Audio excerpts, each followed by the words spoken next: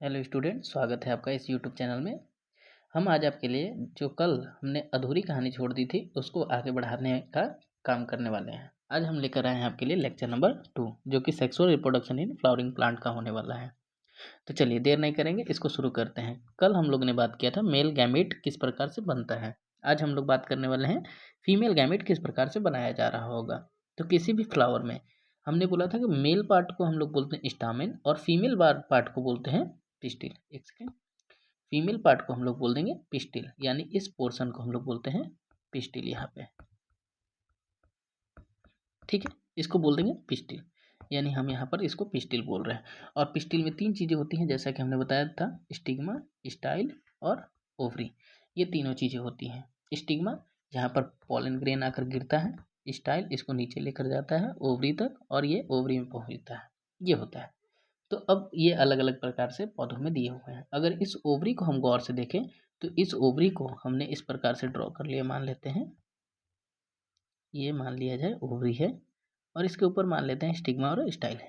ठीक है, इस ओवरी के अंदर हमें क्या दिखेंगे, छोटे छोटे इस प्रकार से ओव्यूल लगे हुए दिखेंगे, जो कि ओव्यूल ये आपके सामने यहाँ पर बनाया हुआ है। ये एनाट्रोपस ओव्यूल आपके सामने बनाया गया है, यानी एनाट्रोपस का मतलब उल्टा, यानी ये आपके फिगर में इस प्रकार से एनसीईआरटी बनाया हुआ है, लेकिन प्लांट में देखेंगे तो ये इस प्रकार का दिखेगा हमें। एनाट्रोपस, एनाट्रोपस मतलब उल्टा, ये इस प्रकार से दिख जाएगा हमें। ठीक है, ऊपर वाले पोर्शन को माइक्रोपाइल बोलते हैं।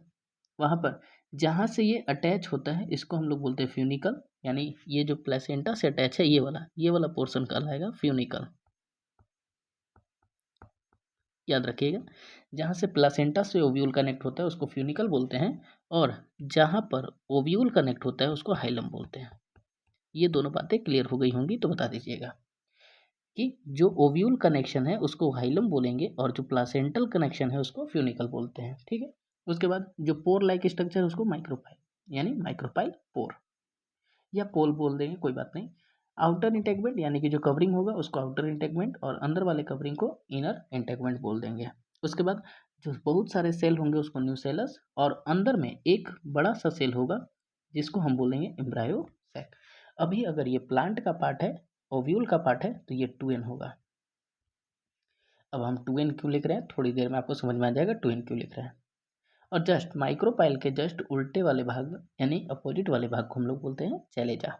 ठीक है, यानी हमने देख लिया स्ट्रक्चर ऑफ पिस्टिल, स्टिग्मा किसको बोलते हैं, ओवरी किसको बोलते हैं, स्टाइल, ओवरी और ओव्यूल किसको बोलते हैं। हाँ, अब स्ट्रक्चर ऑफ ओव्यूल की बात करेंगे तो हमने इसमें भी देख लिया कि फ्यूनिकल किसको बोलते हैं, हाइलम किसको बोलते हैं। अब रेफे जो लिया हुआ है ये हमें नहीं पढ़ना है तो हम इसको काट देंगे। चैलेजा पढ़ लिए, इंटेगुमेंट पढ़ लिए, माइक्रोपाइल पढ़ लिए, न्यूसेलस पढ़ लिए। ठीक है, ये हो गया हमारा एक ओव्यूल के बारे में स्टडी। आगे बढ़ते हैं। अब बोला जा रहा है कि मेगास्पोरोजेनेसिस, जैसा कि थोड़ा सा एक नोटिस कर लेंगे। अगर हम यहाँ पर देखें, आपको थोड़ा सा दिखा रहे हैं, यहाँ पर छोटे छोटे सेल होंगे जिसको हम लोग न्यूसेलस के सेल बोल सकते हैं। इसमें से जो एक बड़ा सा सेल होता है, इस बड़े से सेल को या तो हम एम्ब्रायोसैक बोलते हैं या एमएमसी बोलते हैं, यानी मेगा स्पोर मदर सेल, यानी कि जो मेगा स्पोर मदर सेल होता है उसी को हम लोग अभी एम्ब्रायोसैक बोलते हैं। चलिए इसी पर हमें फोकस करना है। आ जाइए, हमने क्या बोला कि अगर आपके पास एक सेल है जिसको हम बोल रहे हैं एमएमसी, यानी मेगा स्पोर मदर सेल, तो अब अगर ये प्लांट का पार्ट है तो 2n होगा। ठीक है, जैसा कि सबको जानते हैं 2n होना चाहिए। अब अगर ये 2n है तो इसमें मियोसिस हो सकता है, सबको पता है। अब ये मियोसिस करवाएगा। ठीक है, डन। इस प्रकार से इसमें मियोसिस हो जाएगा। जैसे ही एक सेल में मियोसिस होती है तो याद करिए, एक cell, 2 cell, 3 cell, 4 cell, 4 cell बन जाएंगे इस प्रकार से। इन चारों को हम लोग बोलेंगे मेगा स्पोर। क्या बोल देंगे, मेगा स्पोर्स। याद रखेंगे। अब ये जो मेगा स्पोर्स है मियोसिस से बने हैं, तो जब 2n था तो 2n से जब मियोसिस होगा तो ये सब के सब n होंगे। ठीक है, लेकिन थोड़ा सा समझिएगा कि इसमें क्या होता है, जैसा कि यहाँ पे आपको दिखाया भी है, देखिएगा इस रीजन में बोला जा रहा है कि ये माइक्रोपाइल है और ये चैलेजा है। ठीक है, तो माइक्रोपाइल और चैलेजा यहाँ पर साफ साफ हमें दिख रहा होगा। तो अगर यहाँ वाला ये जो सेल है ये मियोसिस कर रहा होगा तो 4 सेल बना रहा होगा, तो माइक्रोपाइल से चैलेजा में अरेंजमेंट हो रहा होगा। तो इसी को हमने मान लिया कि ऊपर माइक्रोपाइल है और नीचे चैलेजा है, ऊपर माइक्रोपाइल है और नीचे चैलेजा है।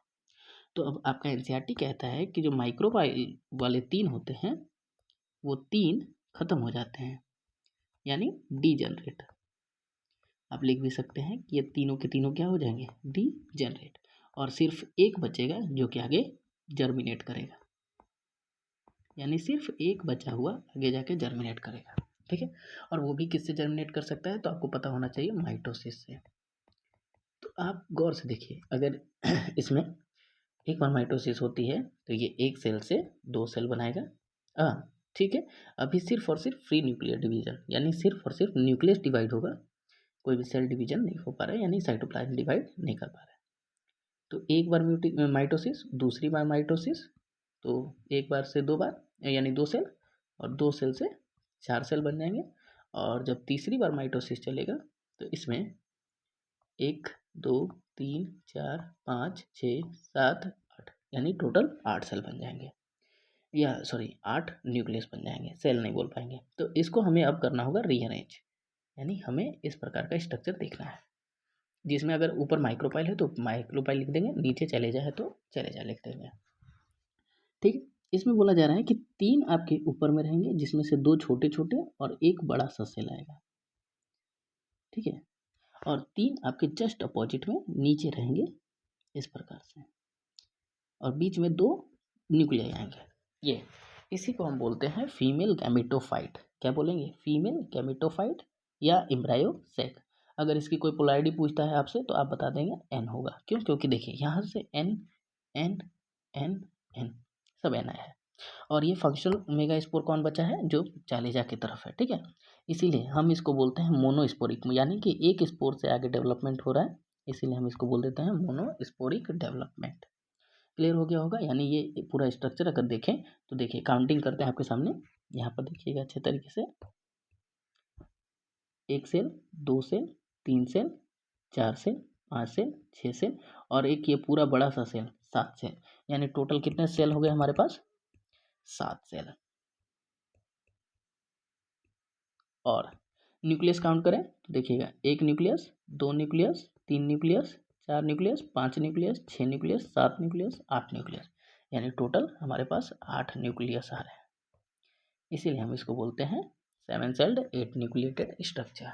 चलिए, इसी को हम बोलते हैं फीमेल गैमेटोफाइट, यानी कि हमारे पास ये जो बना है इसको हम बोलते हैं एग सेल, यानी कि जो फीमेल गैमेट बन गया है उसको। ठीक है, ये 2 जो बगल में है इसको हम लोग बोलते हैं सॉरी, ये दोनों, यस, इसको हम बोलते हैं सिनर्जिड, और इन तीनों को बोलते हैं एंटीपोडल सेल, एंटीपोडल सेल। ठीक है, अगर आपको नोट चाहिए होगा तो हमने कल ही बोल दिया था कि आप हमें डीएम करेंगे, मैसेज करेंगे, तो हम आपको सेंड कर देंगे। ठीक है, तो आगे बढ़ते हैं इससे अब फीमेल गैमेटोफाइट पे। अगर हम इसका एक नीट डायग्राम, यानी कि अच्छे से डायग्राम बनाएं तो इस प्रकार से बनेगा। देखिएगा क्या बनेगा, एक अच्छा सा डायग्राम बना लेते हैं। हमने मान लिया इस बार माइक्रोपाइल को, चलिए हमेशा अगर माइक्रोपाइल को ऊपर मान रहे हैं तो ऊपर ही मान लेते हैं, माइक्रोपाइल चले जा। ठीक है, माइक्रोपाइल में 2 छोटे छोटे सेल होंगे और एक बड़ा सा सेल होगा। ठीक है, इस प्रकार से थोड़ा सा इसको अच्छे से बड़ा कर लेते हैं थोड़ा सा। ये हो गया, मान लेते हैं इस प्रकार से, और यहाँ पर 3 सेल, और बीच में 2 पोलर न्यूक्लियाई होंगे। ठीक है, इसी को हम बोलते हैं 7 सेल्ड 8 न्यूक्लिएटेड स्ट्रक्चर, जिसमें एक आपका हो जाएगा एग सेल, फिर से ये एग्जाम में आया हुआ है, और ये दोनों आपके हो जाएंगे सिनर्जिड, और ये आपका हो जाएगा एंटीपोडल सेल। अगर एग्जाम में पूछ दिया तो ये बना देना होगा आपको, एंटीपोडल सेल, और ये दोनों हो जाएंगे आपके पोलर न्यूक्लियाई, पोलर न्यूक्लियाई। ठीक है, इस प्रकार से ये हमने फीमेल गैमेट बना लिया, जिसको हम लोग एग सेल बोलते हैं। हमने मेल गैमेट पॉलन ग्रेन में बनाया था, याद करिए, इस प्रकार से जनरेटिव सेल को 2 भागों में डिवाइड किए थे, और वेजिटेटिव सेल तो वैसे ही रहा था, इस प्रकार से बन गया था। इसको हमने बोला था मेल गैमेट, जो कि 2 बने थे, 2 मेल गैमेट लिख देते हैं, और हमारे पास एक फीमेल गैमेट आ चुका है, तो इसको भी लिख देते हैं फीमेल गैमेट। अब हमने मेल गैमेट और फीमेल गैमेट बनाकर तैयार कर लिया है। अब आगे बढ़ते हैं। पॉलिनेशन। अब ये क्या होता है पॉलिनेशन? अब अच्छे से सुनिएगा थोड़ा देरी के लिए कि पॉलिनेशन में क्या हो रहा है कि हमने बोला कि एक मेल है इस प्रकार से जिसको हमने स्टामेन बोला, और एक फीमेल है जिसको हमने पिस्टिल बोला। ये पिस्टिल है, ठीक है, और इसको हमने स्टामेन बोला था। अब जैसा कि आपको पता है कि इसके ऊपर में पॉलन ग्रेन बन चुके हैं। इन पॉलन ग्रेन को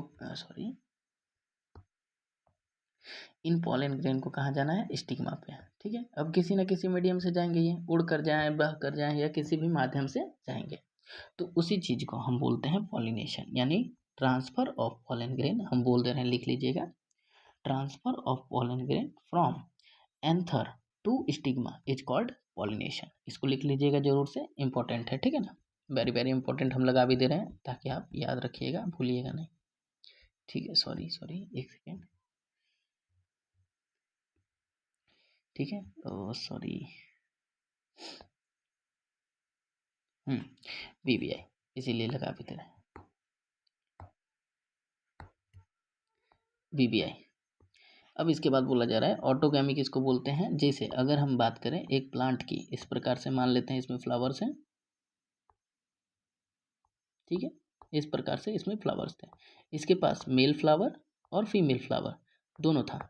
अगर किसी भी फ्लावर में मेल फ्लावर और फीमेल फ्लावर दोनों होते हैं तो उसको हम बोलते हैं मोनोइसियस, ठीक है। इतना तो आपको जानकारी होना चाहिए अगर आप 12th में पढ़ रहे हैं तो, ठीक है। आगे बढ़ते हैं। क्या बोला जा रहा है कि अगर कोई मोनोइसियस फ्लावर है तो उसमें क्या होगा, मेल फ्लावर से फीमेल फ्लावर तक उसी पौधे के उसी फ्लावर में पॉलन ग्रेन उड़कर जाएगा, तो उसको हम बोलेंगे ऑटोगैमी, ठीक है। लेकिन अगर किसी मेल फ्लावर से उसी पौधे के दूसरे फीमेल फ्लावर में जा रहा है तो इसको बोलेंगे जिटनोगैमी, ठीक है, इसको बोलेंगे हम लोग जिटनोगैमी। और अगर दो फ्लावर हैं और दोनों अलग अलग फ्लावर हैं, और मान लेते हैं इस पर फीमेल है और इस पर मेल है मान लेते हैं, और यहाँ से उड़कर अगर आ रहा है तो इसको हम लोग बोलते हैं जीनोगैमी, ठीक है। तो याद रखेंगे ऑटोगैमी को हम लोग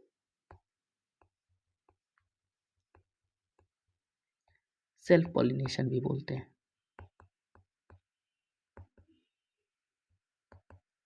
ठीक है, और जीनोगैमी को क्रॉस पॉलिनेशन। ये अब डेफिनेशन आपको याद करने की आवश्यकता पड़ेगी, तो आप याद रखिएगा, transfer of pollen grain from anther to stigma of same flower and same plant is called autogamy. और अगर वो पूछा जाए जिटनोगैमी तो आप लिखेंगे transfer of pollen grain from anther to stigma of different flower but same plant is called geitonogamy. और xenogamy में क्या हो जाएगा, transfer of pollen grain from anther to stigma of different flower and different plant is called xenogamy. ये आपके तीनों के तीनों पॉलिनेशन कंप्लीट होते हैं। आगे बढ़ते हैं। एजेंट्स ऑफ पॉलिनेशन, अब इसके बारे में जानना हमें जरूरी है। क्या बोला जा रहा है कि एजेंट्स होते हैं, जैसे अगर आपसे कोई पूछा जाए कि आपके घर तक कोई सामान लाने वाला कोई ना कोई तो जरूर होता होगा, जो कि आपके घर से मतलब घर से बाहर से सामान आपके घर तक लेके आता होगा या पहुंचाता होगा। जैसे डिलीवरी एजेंट होता है जो खाना पहुंचाता है या कोई सामान पहुंचाता है, तो उसको हम लोग बोलते हैं एजेंट। तो अब पॉलिनेशन जो करवाता है उसको हम लोग बोलते हैं पॉलिनेशिंग या पॉलिनेटिंग एजेंट। तो जैसे हमने बोला कि अगर कोई मेल फ्लावर है या मेल ये इस प्रकार से स्टामेन है, इससे स्टिग्मा तक पहुंचाने के लिए जो भी लगता होगा उसको हम लोग बोलते हैं पॉलिनेटिंग एजेंट, ठीक है। एबायोटिक एजेंट यानी कि जो नॉन लिविंग होते हैं, यानी जो सांस नहीं ले सकते हैं, जिनमें जान नहीं है, उसको हम लोग बोलते हैं नॉन लिविंग। तो नॉन लिविंग में कौन कौन हो सकते हैं, एक तो वाइंड हो सकता है और एक वाटर हो सकता है। मेनली दो हो सकते हैं, वाइंड पॉलिनेशन और वाटर पॉलिनेशन। वाइंड वाले को हम लोग एनिमोफिली बोलते हैं, एक सेकेंड, वाइंड वाले को हम लोग एनिमोफिली बोलते हैं, याद रखेंगे। और वाटर वाले को हाइड्रोफिली बोलते हैं, ये भी याद रखेंगे। यानी कि आप याद रखेंगे कि अगर किसी में पॉलिनेशन हवा से हो रहा है तो वो एनिमोफिली हो जाएगा, जो कि एग्जाम्पल अगर देखा जाए तो सबसे ज़्यादा मोस्ट एग्जाम्पल ग्रासेस, मेज, मेज मतलब मक्का। और वाटर वाटर का तो बहुत बहुत ज़्यादा जरूरी वॉलिस्नेरिया, जूस्टेरा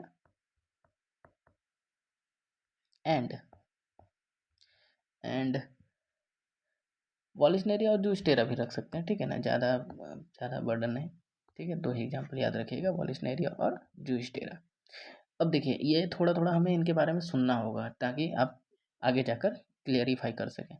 तो वाइंड पॉलिनेशन के कुछ कैरेक्टर पूछे जाते हैं कि पॉलिन कैसा होना चाहिए, तो थोड़ा सा आप याद रखिएगा वाइंड पॉलिनेशन के लिए कि अगर कभी आपसे वाइंड पॉलिनेशन पूछता है, यहाँ लिख दे रहे हैं, वाइंड वाले के लिए जो पॉलिन ग्रेन होगा वो पहला बात तो नॉन स्टिकी वो नॉन स्टिकी होना चाहिए, यानी वो चिपचिपा नहीं होना चाहिए, नॉन स्टिकी होना चाहिए और हल्का होना चाहिए। ज़्यादा उधर हो जा रहा है इस वजह से नहीं लिख पा रहे हैं, चलिए लाइट होना चाहिए और इसका जो कलर होना चाहिए वो अगर कलर नहीं भी रहेगा तो भी चलेगा, यानी पौधों में अगर वो हवा से पॉलिनेशन करवा रहे तो कलरलेस भी चल सकता है, कोई दिक्कत नहीं होने वाला है। उसके बाद अगर हम देखें तो लाइट इन वेट हो गया, नॉन स्टिकी हो गया, कलरलेस हो गया, यानी कि यहाँ पर किसी भी नेक्टर की आवश्यकता नहीं पड़ेगी, यानी नो नेक्टर, ठीक है। ये याद रखिएगा, आपको इंपॉर्टेंट हो सकता है। आगे बढ़ते हैं, बायोटिक एजेंट क्या बोला जा रहा है, जो लिविंग होते हैं जिनसे हम पॉलिनेशन करवाते हैं या जो पॉलिनेशन में मदद करते हैं, जैसे बीज यानी जो मधुमक्खियाँ होती हैं, जैसे ह्यूमंस जैसे हम लोग भी पॉलिनेशन करवा देते हैं, जैसे इंसेक्ट, ये सब कौन से हो जाएंगे, बायोटिक यानी जो जिंदा होते हैं। इंसेक्ट पॉलिनेशन यानी जिसको हम लोग क्या बोलते हैं, इंटोमोफिली, इसके गुण सुन लीजिए। तो उसमें नॉन स्टिकी था यानी नहीं चिपचिपा होना चाहिए था, इसमें स्टिकी हो जाएगा, तभी तो हम लोग के हाथ में या किसी भी बीज के यानी कि मधुमक्खियों के पैर में चिपकेंगे। और ये थोड़ा लाइट तो होना ही चाहिए, लाइट तो सब में रहेगा, लाइट मतलब हल्का। उसके बाद कलर, अब कलर की बात करेंगे तो ये कलर्ड होगा, यानी ये जो फ्लावर होंगे कलर्ड होंगे और इनमें नेक्टर होना चाहिए, नेक्टर प्रेजेंट होगा इन फ्लावर्स में, यानी जो भी आप बात करेंगे बायोटिक एजेंट की तो इसमें जो फ्लावर होंगे उसमें नेक्टर होना चाहिए, कलर होना चाहिए, लाइट उसका पॉलन ग्रेन होना चाहिए, स्टिकी होना चाहिए, ये हो जाएगा। चलिए आगे बढ़ते हैं। पॉलन पिस्टिल इंट्रैक्शन है, तो अब ये जो पॉलन पिस्टिल इंट्रैक्शन कह रहा है इसमें क्या होता है, सुनिएगा अच्छे तरीके से। सबसे पहले पिस्टिल बनाएंगे, ये है पिस्टिल और इस पर हमने अभी तक पॉलिनेशन करवा दिया है, तो हम आराम से इस प्रकार से यहाँ पर पॉलन ग्रेन दिखा सकते हैं, ठीक है। तो अब हमने बोला कि ये देखिए पॉलन ग्रेन जितने भी गिरे हैं क्या सब के सब अंदर जा सकते हैं, ऐसा कोई संभव चांस नहीं हो सकता, यानी कि कुछ जाएंगे कुछ नहीं जाएंगे। तो रिजेक्शन और एक्सेप्टेंस, अच्छे से सुनिएगा, रिजेक्शन या एक्सेप्टेंस, यानी वो अंदर जाएंगे कि नहीं जाएंगे वो कौन डिसाइड करेगा, पिस्टिल, या बात करें पूरा का पूरा स्टिग्मा, स्टिग्मा डिसाइड करेगा, ठीक है, डिसाइडेड बाय स्टिग्मा। तो अब हमने बोला कि जो जरूरी वाला होगा या जो सेम स्पीसीज का होगा वो अंदर आ सकता है, पॉलन ग्रेन अंदर आ गया। अब जैसे ही अंदर आएगा तो वो पॉलन ट्यूब बनाएगा, यानी ट्यूब मतलब एक पाइप जैसा स्ट्रक्चर बनाएगा और ये इस प्रकार से स्टाइल से होते हुए इस प्रकार से आगे बढ़ेगा, यानी ये होते हुए इस प्रकार से यहाँ अंदर आएगा, जो कि हमने पहले ही जान लिया है कि यहाँ एक ओव्यूल है जो कि एनाट्रोपस है, यानी याद करिए इस प्रकार से ओव्यूल है यहाँ पे, ठीक है। वो यहाँ पर आएगा पॉलन ग्रेन और इस प्रकार से इस माध्यम से अंदर आने की कोशिश करेगा। पॉलन और पिस्टिल, यानी कि पिस्टिल तो इसी को बोलते हैं और पॉलन ग्रेन, इन दोनों के जो इंट्रैक्शन होता है इसी को हम बोलते हैं पॉलन पिस्टिल इंट्रैक्शन। तो आप इसमें क्या लिखिएगा, रिजेक्शन और एक्सेप्टेंस का जो चांस होता है वो किसके पास होता है, स्टिग्मा के पास, स्टिग्मा एक्सेप्ट कर सकता है, रिजेक्ट कर सकता है। उसके बाद पॉलन ट्यूब बनेगा और जो मेल गैमेट है वो कहाँ तक पहुँच जाएंगे, ओवरी तक, ओव्यूल तक, ठीक है। ये यहाँ तक पॉलन पिस्टिल इंट्रैक्शन कंप्लीट हो जाएगा। अब उसके बाद अगला टॉपिक है आर्टिफिशियल हाइब्रिडाइजेशन, जो कि हम अगली क्लास में आपको समझाने वाले हैं। और अगर आपको ये वीडियो अच्छा लगा होगा तो आप अपने दोस्तों के पास भी शेयर करिए। थैंक यू, मिलते हैं अगली वीडियो में।